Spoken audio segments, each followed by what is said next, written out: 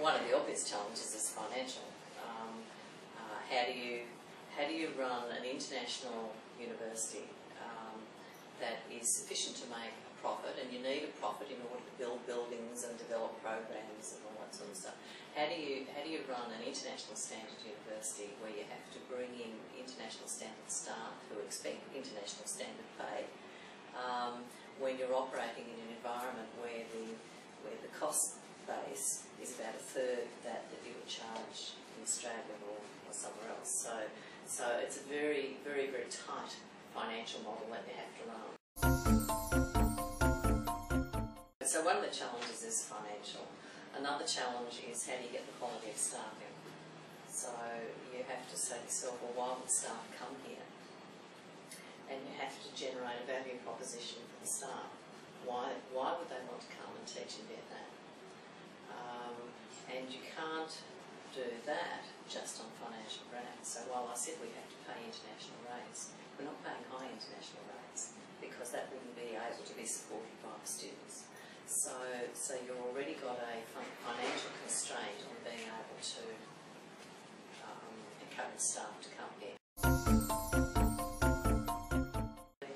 I think leadership in itself is significant, and so I think for a good leader, regardless of what you're leading, you have to have a vision. You have to have a vision for what you're heading for and have a passion for it and think that it's important.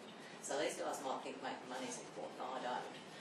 But I think education is important. I think contributing to a society is important. And so whatever your vision is, I think you need to be committed to it. So that's one thing. I think you need to be able to bring people around you and with you, because you certainly can't do any large organisation with people alone, so you need people. And you've got to have good people that trust you and that you can trust. And the only way you can do that, I think, is by absolute integrity and by being open to their perspectives. So in the simplest sense, it's being a good listener and listening to what people are really saying. But it's also being prepared to amend your point of view, to adjust how you think, and so you can take ideas in from a variety of perspectives and not be so focused on what you first thought of, but be focused on what's really going to be for the good of the institution, and work as a team. And so I think that the interpersonal skills that you have as a leader, being able to connect with people and get the best out of them is really, really important. And like, I've got some of my senior staff here, you would not believe how hard they work, but they don't work hard because I tell them they have to work hard. They work hard because they're totally committed to what they're trying to do. And so you get so much more out of people if they're producing the drive and commitment than if you're trying to produce the drive and commitment. And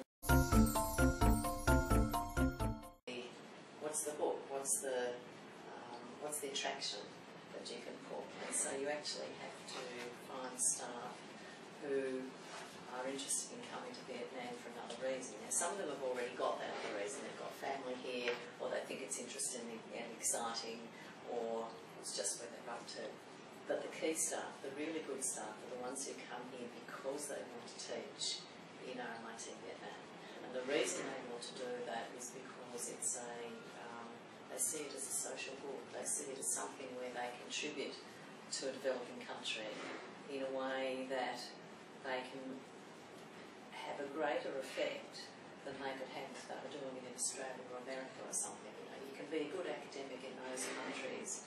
It doesn't make a huge bit of difference, really, to the country. It's important, but whereas you come and do the same quality work here, you're contributing to developing a university which is unique in Vietnam and contributing to offering something which is different from what other universities here offer. And so the the effect of what you do is magnified. And so if you can get people to buy into that concept and come because of the idealism of what they're doing, then you get good people. So one of the challenges is being able to sell the model. Why would people want to come? But like I say, when I look at the people who work hard here, they couldn't work any harder if they were, if they were trying to run the Bank of London. They just do everything that they can to make stuff happen.